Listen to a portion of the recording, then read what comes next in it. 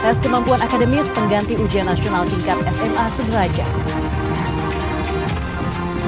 Daya beli berkurang, harga daging ayam potong turun di pasaran. Tanaman diserang hama patek, hasil panen cabai turun 50%.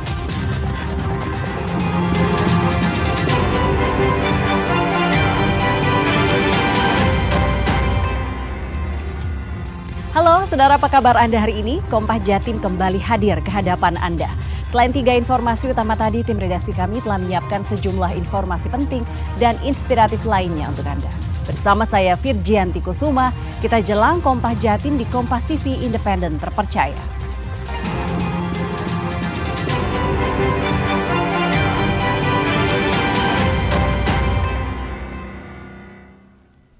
Kita buka Kompas Jatim dengan sorotan pertama dari Malang. Saudara, video konsumen mengeluhkan Pertamax yang dibeli di SPBU Jalan Ciliwung, Kota Malang bercampur air viral di media sosial. Menanggapi hal ini, Pertamina pun melakukan pengecekan di SPBU tersebut. Video seorang konsumen membongkar tangki sepeda motor sambil mengeluhkan Pertamax yang dibeli di SPBU Jalan Ciliwung, Kota Malang bercampur air. Kondisi ini menyebabkan sepeda motornya mogok. Menanggapi video yang viral di media sosial itu, Pertamina Patra Niaga mendatangi SPBU di Jalan Ciliwung.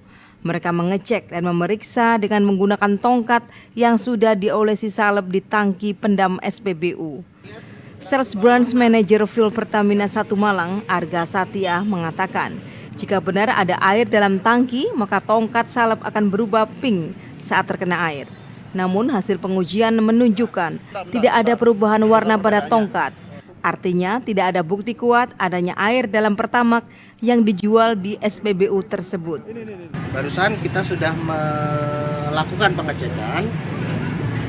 Pertama kita melakukan dipping dengan menggunakan pasta air, di mana terbukti bahwa di tangki pendam di SPBU ini tidak terdapat air. Itu yang pertama. Yang kedua, kita juga mengecek dari sampel pengiriman SPBU yang terakhir sebelum kejadian tersebut. Dan alhamdulillahnya kita bisa lihat tadi bersama, memang sampelnya itu warnanya biru, bening dan tidak terdapat air. Supervisor SPBU Ciliwung, Sugeng, menambahkan konsumen yang ada dalam video mengaku mengisi BBM pada Sabtu 12 April lalu dan mengeluhkan sepeda motornya mogok pada Minggu 13 April. Padahal pada Sabtu pekan lalu ada 400 lebih transaksi pengisian Pertamax. Jika benar ada air, seharusnya ada ratusan konsumen lain yang juga mengeluh. Namun faktanya tidak ada yang mengeluh selain konsumen dalam video. Semisal kita di tangki pendem itu ada kandungan air atau terintimidasi ada airnya, seharusnya banyak konsumen yang komplain ke kita, Pak. Dan pada saat itu pembelian hari Sabtu, seharusnya sudah banyak yang komplain. SPBU Ciliwung membuka pintu komunikasi untuk menyelesaikan permasalahan ini secara kekeluargaan dan meminta kepada pembuat video untuk melakukan klarifikasi. Tim Liputan Kompas TV Malang, Jawa Timur. Kementerian Pendidikan Dasar dan Menengah Kemendikdasmen menjadikan tes kompetensi atau kemampuan akademis sebagai pengganti ujian nasional UN. Kebijakan ini mendapat tanggapan 2 tokoh bidang pendidikan yang menilai tes kemampuan tersebut bertujuan agar siswa SMA sederajat memiliki jiwa kompetisi dan tidak santai. Kebijakan baru Kemendikbuddasmen tentang pengganti ujian nasional menjadi tes kemampuan akademik mendapat respon dari praktisi pendidikan Samsul Ma'arif dan Dewan Pendidikan Jawa Timur, Suko Widodo. Lembaga pendidikan akan menyiapkan para siswa dengan kebijakan baru melalui perumusan ulang konsep pengajaran dan evaluasi siswa. Praktisi pendidikan Jawa Timur, Samsul Ma'arif, mengaku pihaknya telah menyiapkan formula baru dalam metode pembelajaran, yaitu dengan pembaruan soal dan model pembelajaran yang juga disesuaikan. Tentu ini positif karena sebelum ada kebijakan atau setelah hilangnya kebijakan ujian nasional itu kita di lapangan selaku pelaku pendidikan ya di lapangan itu merasakan bahwa giroh ya, semangat adik-adik untuk belajar itu turun, semangat mereka untuk berprestasi itu turun, semangat mereka untuk berkompetisi turun. Tapi harapan saya dengan adanya tes kompetensi akademik itu yang meskipun tidak menentukan kelulusan, tetapi itu menjadi bagian dari seleksi tahap berikutnya, tentu itu menjadi motivasi. Anggota Dewan Pendidikan Jawa Timur Sukowidodo menilai jika tes kemampuan akademik untuk siswa perlu disiapkan serius sebagai tolak ukur pengganti ujian nasional. Karena dimanapun proses belajar itu pasti ada evaluasi capaiannya sampai di mana. Karena itu yang bisa segera dilakukan sekolah-sekolah atau lembaga pendidikan lainnya untuk mempersiapkan anak didiknya dengan baik, disiplin, apalagi di tengah-tengah misalnya kita sedang mengalami banyak kegoncangan. Saya kira siswa-siswa harus didisiplinkan agar serius untuk mempelajari mata pelajaran yang seharusnya dia capai, sehingga tidak asal lulus saja. Perlu ada perubahan pola pikir di dunia pendidikan karena tanpa adanya ujian atau bentuk evaluasi lain, siswa cenderung bersikap santai. Sebelumnya Kementerian Pendidikan Dasar dan Menengah atau Kemendikbuddasmen melalui Badan Standar Kurikulum dan Asesmen Pendidikan atau BSKAP mengubah ujian nasional atau UN menjadi tes kemampuan akademik atau TKA yang akan mulai dilaksanakan tahun ini untuk kelas 12 SMA atau SMK. TKA tersebut tidak bersifat wajib dan bukan sebuah penilaian standar kelulusan. Alfian Rahman, Kompas TV, Surabaya, Jawa Timur. Harga daging ayam di Pasar Kota Kediri turun pasca Lebaran.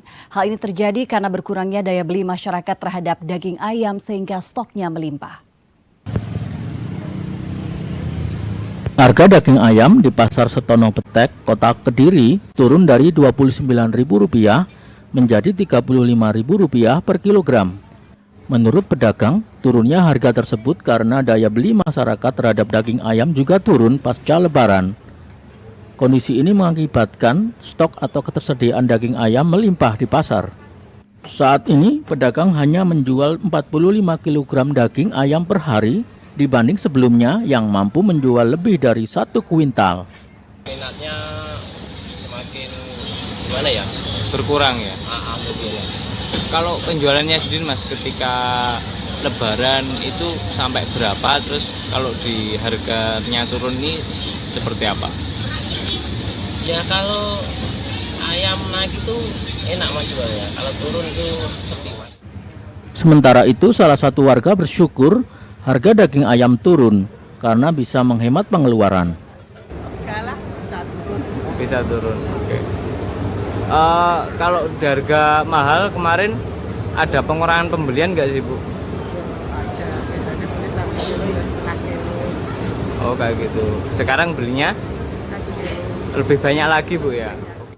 Pedagang memprediksi harga daging ayam akan terus turun dalam waktu dekat ini. Ismail Hasan, Kompas TV Kediri, Jawa Timur. Harga daging ayam potong di pasar tradisional Kota Malang juga turun pasca Lebaran. Pasokan yang melimpah dan minimnya serapan pasar menjadi penyebab turunnya harga. Turunnya harga daging ayam potong di Pasar Besar Kota Malang terjadi sejak beberapa hari terakhir. Harga daging ayam potong sebelumnya Rp36.000 turun menjadi Rp32.000 per kilogram. Pedagang mengatakan turunnya harga karena pasokan daging ayam melimpah dan daya beli masyarakat turun. Hamidah, salah satu pedagang daging, menyebut kondisi pasar sepi pasca Lebaran. Bahkan Hamidah harus mengurangi pasokan. Sebelumnya pedagang membawa 50 ekor ayam untuk dijual. Namun kini jumlah tersebut berkurang menjadi 25 hingga 30 ekor ayam. Kenapa kok turun drastis? Penyebabnya ayam ambil banyak, stoknya terlalu banyak, mungkin terlalu banyak. Buktinya habis Lebaran besoknya banyak yang jual. Biasanya nggak ada yang jual tuh jadi stokan kurang. Sekarang stoknya ayam. Sementara itu meski pasokan kembali normal, pembeli mengeluhkan mahalnya harga kelapa di Pasar Pagotan, Kabupaten Madiun. Pasalnya harga kelapa kini tembus Rp17.000 per butir. Harga kelapa di Pasar Pagotan, Kabupaten Madiun mahal, tembus Rp17.000 per butir. Menurut sejumlah pedagang, harga kelapa ini sudah turun dibanding saat Lebaran kemarin, yang menembus harga Rp20.000 per butir. Pasokan kelapa di tingkat pedagang kini sudah normal. Meski mahal, penjualan kelapa tetap tak menurun. Setiap hari pedagang masih bisa menjual sekitar 100 butir kelapa.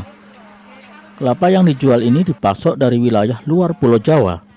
Ya alhamdulillah mulai hari ini udah agak turun Mas, tapi turunnya belum banyak.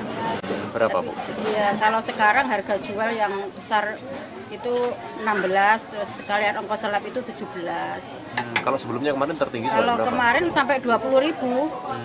Mau lebaran sampai habis lebaran masih harga lama, masih 20.000, 18.000 yang agak kecil, yang besar 20.000 yang kemarin. Kalau melihat kondisi harga saat ini masih mahal atau gimana Bu? Ya kalau dibandingkan hari-hari biasa ya masih mahal Mas. Mahalnya harga kelapa membuat pembeli, yaitu para ibu rumah tangga dan pemilik usaha kuliner mengeluh. Salah satunya produsen jajanan. Hal ini karena dalam pembuatan jajanan membutuhkan kelapa. Melonjaknya harga kelapa berdampak pada naiknya harga jajanan, agar produsen dan pedagang jajanan tak merugi. Harga kelapa gimana Bu saat ini? Sangat mahal. Berapa Bu saat ini? 17 ya Pak ya, sekali Pak. Karena ongkos selap itu kelapanya 16. 17, Itu ya? kelapanya 16, ongkosnya 1.000. Kalau Ibu ini kelapa ini buat apa? Usaha?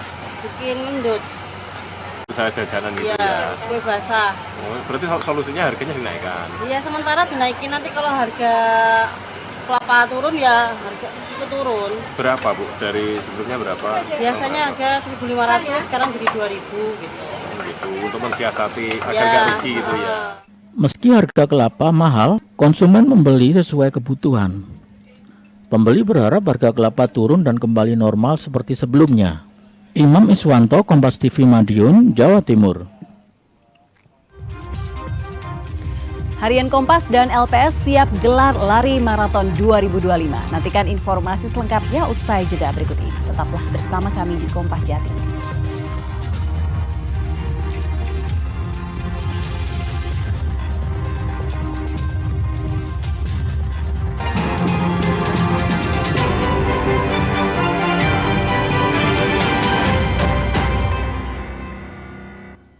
Cuaca buruk yang terus melanda wilayah Kediri membuat tanaman cabai rusak karena diserang hama patek. Akibatnya hasil panen petani menurun 50% lebih.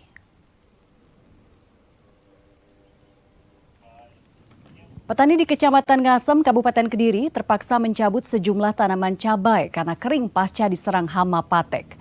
Petani mengaku serangan hama ini muncul setelah wilayah Kediri diguyur hujan deras, sehingga hama patek berkembang dan merusak sejumlah tanaman. Kondisi ini membuat hasil panen petani menurun 50%. Saat cuaca normal, petani mampu memanen cabai hingga 50 kg dalam sekali petik. Namun kini berkurang 25 kg dan diprediksi petani merugi ratusan ribu rupiah.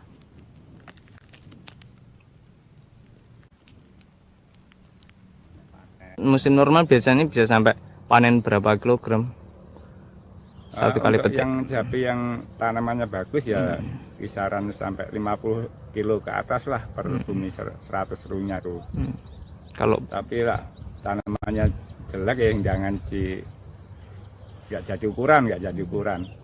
Kalau setelah kena patek ini turunnya sampai berapa Pak kira-kira? Hanya mendapatkan berapa? Rata-rata saja. Rata-rata kalau sudah kena patek itu sampai ibaratnya biasanya 50 nanti bisa cuma 30 sampai 25. Memasuki masa panen, puluhan hektar tanaman padi di Desa Melokorejo, Kecamatan Puger, Jember, terserang hama wereng. Akibatnya batang daun mengering dan bulir padi rusak. Upaya penyemprotan sudah dilakukan, namun karena curah hujan tinggi, penyebaran hama wereng semakin pesat. Serangan hama wereng di lahan pertanian Desa Melokorejo, Kecamatan Puger, Jember, terjadi sejak sepekan terakhir. Tanaman padi yang berusia 60 hari atau masuk masa panen menguning dan gosong seperti terbakar dari akar, batang, dan daun. Bulir padi pun kosong. Hama wereng yang kerap muncul saat curah hujan tinggi menjadi momok bagi petani. Padahal penyemprotan insektisida sudah dilakukan. Namun karena curah hujan tinggi, membuat perkembangan dan penyebaran hama wereng semakin pesat. Di area saya itu ada 100 hektar. 100 hektar yang kena serangan hama wereng batang coklat itu 30%-nya. Artinya 30 hektarnya itu kena serangan wereng. Terus kondisinya seperti apa, Pak? Kondisinya ada yang sangat parah, ada yang sedang, dan ada yang masih wereng itu migrasi ke tanaman lain yang masih belum kena wereng seperti itu. Berdasarkan data kelompok Tani Makmur, ada 30 hektar lahan tanaman padi terserang hama wereng. Sejumlah petani panen lebih awal, meski hasilnya tidak maksimal. Penyebabnya ya hama wereng itu. Hama wereng yang memang serangannya itu sangat cepat gitu loh. Menular cepat gitu loh. Terus akibatnya ke tanam padi? Iya, akibatnya petani merugi karena dengan tidak panen itu. Panen mungkin ya 50% panennya. Akibat serangan hama wereng, petani gagal panen dan diprediksi rugi jutaan rupiah. Untuk 1 hektar tanaman padi dibutuhkan kurang lebih biaya operasional dari masa tanam hingga panen sebesar 12 juta rupiah. Tim Liputan Kompas TV Jember, Jawa Timur. Saudara, Universitas Muhammadiyah Sidoarjo atau UMSIDA memiliki 3 guru besar baru, yaitu ilmu manajemen, manajemen rantai pasok, dan mikrobiologi kesuburan, serta kesehatan tanaman. Bertambahnya 3 guru besar ini diharapkan memperkuat sumber daya manusia di UMSIDA.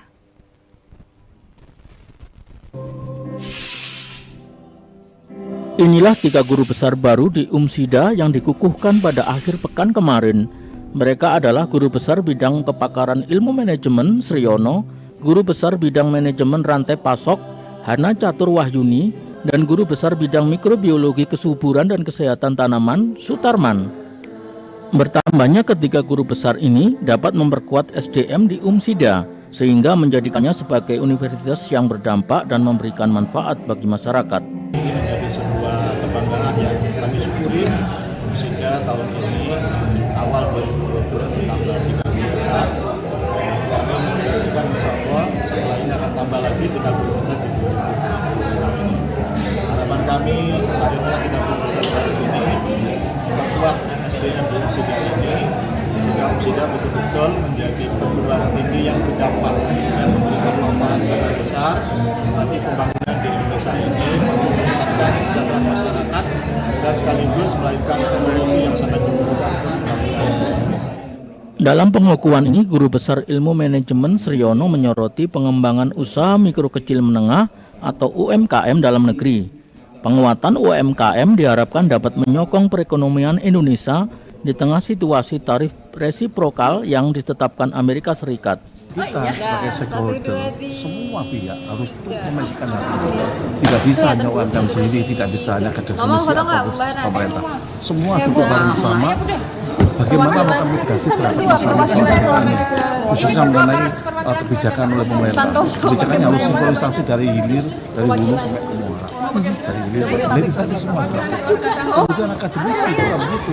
Terus harus memprogram kekuatan terhadap teman-teman mulai pertanian, mulai pelatihan fintech yang saat ini sudah ramai, yaitu digitalisasi, kemudian e-commerce dan semuanya dalam rangka untuk penguatan. Dikukuhkannya 3 guru besar baru, maka ada 6 guru besar di UMSIDA saat ini. Selain mengukuhkan guru besar, UMSIDA juga membuka program studi yaitu prodi baru, yakni prodi kedokteran. Prodi ini merupakan prodi ke-19 yang buka tahun 2025 ini. Ada 50 mahasiswa kedokteran per angkatan. Tahun ini UMSIDA menerima total 2.500 mahasiswa. Tim Liputan Kompas TV Sidoarjo, Jawa Timur. Dari sorotan olahraga diinformasikan, 11 komunitas lari mengikuti lari maraton pra-event LPS Monas Half Marathon 2025 bertajuk Run the Ground yang berlangsung di Kota Bogor. Kegiatan ini merupakan kerjasama antara Harian Kompas dan Lembaga Penjamin Simpanan atau LPS yang siap digelar pada Juni nanti. Berlokasi di Taman Malabar Kota Bogor, sebanyak 11 komunitas lari yang melibatkan komunitas fun football dan komunitas sepeda antusias mengikuti pra-event LPS Monas Half Marathon bertajuk Run the Ground. Sebelum bendera start dikibarkan, para peserta terlebih dahulu melakukan pemanasan di Taman Malabar, yang dilanjutkan dengan lari bersama menuju Tugu Kujang, alun-alun Sempur, dan kembali ke Taman Malabar dengan jarak sejauh 7 km. Rencananya LPS Monas Half Marathon yang ketiga ini digelar tanggal 15 Juni mendatang. Event lari yang diselenggarakan atas kerjasama Lembaga Penjamin Simpanan, Harian Kompas, dan juga pemerintah Provinsi DKI ini akan diikuti 6.000 pelari dengan rute Monas dan finish di area GBK sejauh 21 km. Delegasi di Federasi Gimnastik Dunia atau FIG mengingatkan Indonesia sebagai tuan rumah kejuaraan dunia untuk mempersiapkan penginapan yang layak. Ketua Umum Federasi Gimnastik Indonesia Ita Yuliati menjelaskan saat ini FIG menjajaki fasilitas penginapan yang sesuai untuk peserta Gimnastik 2025. Delegasi Federasi Gimnastik Dunia FIG baru saja berkunjung ke Jakarta dalam rangka memantau persiapan kejuaraan dunia gimnastik 2025. Indonesia Arena dan JICC dinyatakan layak untuk menjadi venue pertandingan dan latihan pada event yang akan digelar 19 hingga 25 Oktober. Hanya perlu penyesuaian minor terkait teknis pencahayaan dan penyiaran yang sudah disanggupi Federasi Gimnastik Indonesia. Dalam kesempatan ini, delegasi FIG juga mengingatkan soal akomodasi, terutama penginapan bagi atlet, ofisial, dan juri. Pasalnya, diperkirakan akan ada 700 atlet dari 70 negara yang akan hadir di Jakarta. Ketua Umum FGI, Ita Yuliati menjelaskan pihaknya tengah menjajaki beberapa penginapan di seputaran lokasi event yang layak untuk digunakan. Setidaknya perlu 1.200 unit kamar dengan beberapa tingkatan kualitas. Rencananya FGI akan merilis maskot dan daftar peserta kejuaraan dunia pada Juli. Adapun Indonesia akan diwakili 10 atlet yang saat ini masih tengah dalam proses seleksi. Angga Nuriski, Kompas TV, Jakarta. Es krim gelato berbahan arang tempurung kelapa akan kami hadirkan usai jeda berikut. Tetaplah bersama kami di Kompas Jatim.